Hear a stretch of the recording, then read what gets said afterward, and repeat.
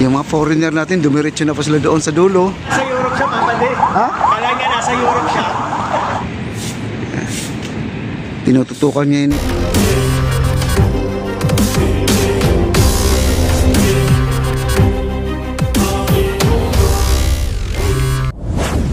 Guys, may mga turista dito na dumating na, oh. Ayun, oh. Wrong way naman sila, pero gusto po talaga nang silipin ang engineer ba? Nagtuturo. Oo nga, para mga engineer siguro. Pero hindi sila. O baka engineer ng guys, oh, sa ibang bansa to. Oh, na wrong way lang, no? Baka wrong way lang, no? Talagang Nasa Europe siya, papade. Ha? Kala nga nasa Europe siya. Parang gusto pa yata tumawid dito eh. Eto, tingnan po natin guys. Ayun, nagbubuhat sila guys, oh. May mga foreigner dito, tinitingnan pa nila kung tagos doon ang daanan guys, oh. Ayan, pinipilit talaga lang tinawid dito mga kaibigan. Sundan po natin. Pati si Foreman. Pati ako nagulat din, may mga foreigner dito na pumunta.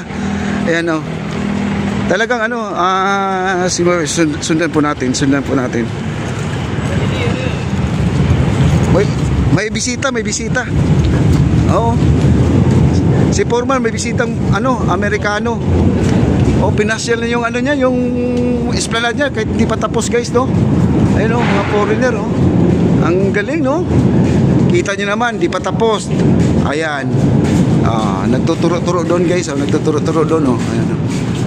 Ganyan po kalupit ang ating esplanade.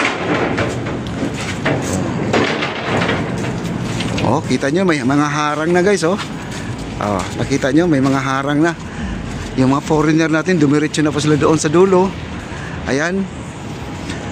At ito po ay nabago na po nila, oh. Ayan, may mga harang na. Ito po ay bubuhusan po nila ng semento to. Araw ng linggo, wala pong nagtatrabaho dito ang ating Pabian mga kaibigan. Pabian Company, yung GFFC mga kaibigan. Oh, grabe. Foreigner guys, no? Napasulyap dito sa construction area. Ayan.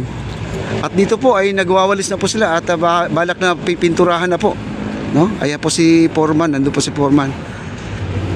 Wow. Grabe, no? At yung stilmating nila guys, nandito na, oh. Si Pabian ang gagamit ito, dito po ilalatag to. Dito po ilalatag ito.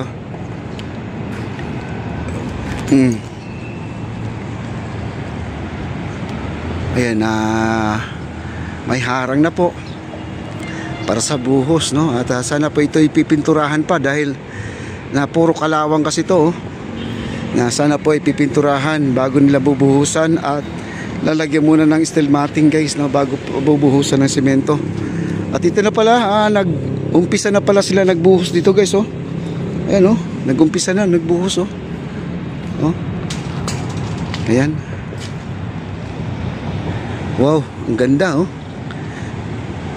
Oh. Grabe. At di ko lang alam kung saan lulusot yung mga foreigner guys na dumaan dito ngayon. Dahil ito po ay dead end, no? Dead end po ito.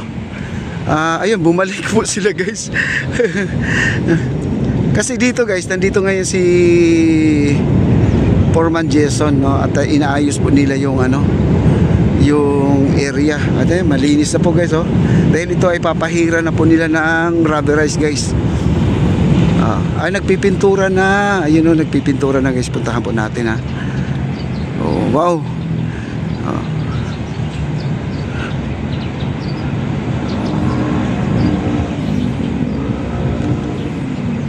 Grabe guys.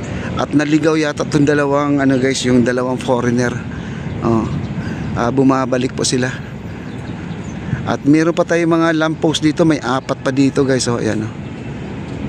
Ayan, oh. Ay, wow, grabe, pinakinis na talaga dito. Galing, no? Ganda na. Yan ang 4 natin na lamppost. Naka-ready na. Ito yung dalawang. Ang init, ang init.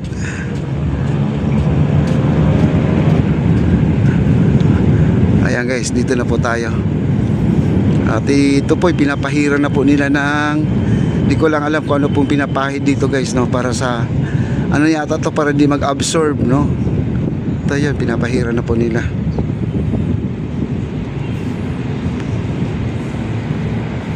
Gumagamit sila ng Iposil hardener. Iposil hardener pala ito mga kaibigan. Ito yung ginagamit nila ngayon. Oh. Ayan, nagpapahid sila. Oh.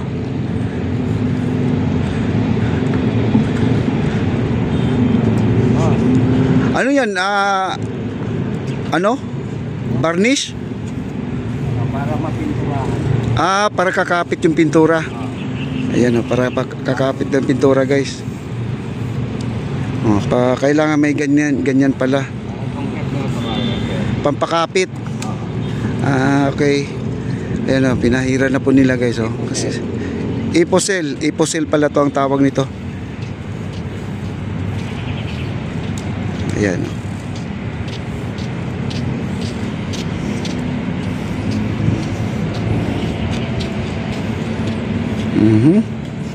Grabe, no? Ang ganda. Dito pa yung nagwawalis, oh. Tsaka malinis na, guys, no? Malinis na, oh.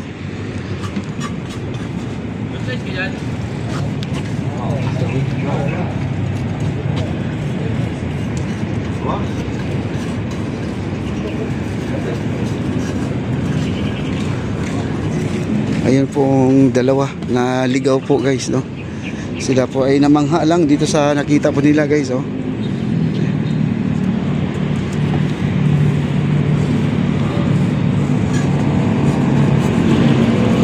Ay, init.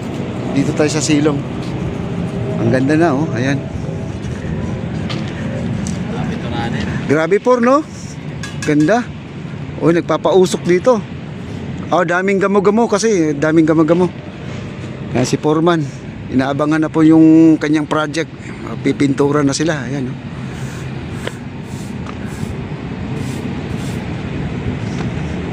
Anong kulay yan, Por? Ilalagay dyan, Por? Ganun pa rin. Yung parang maroon, no? Ayun yung Tie-red. tie-red pa rin.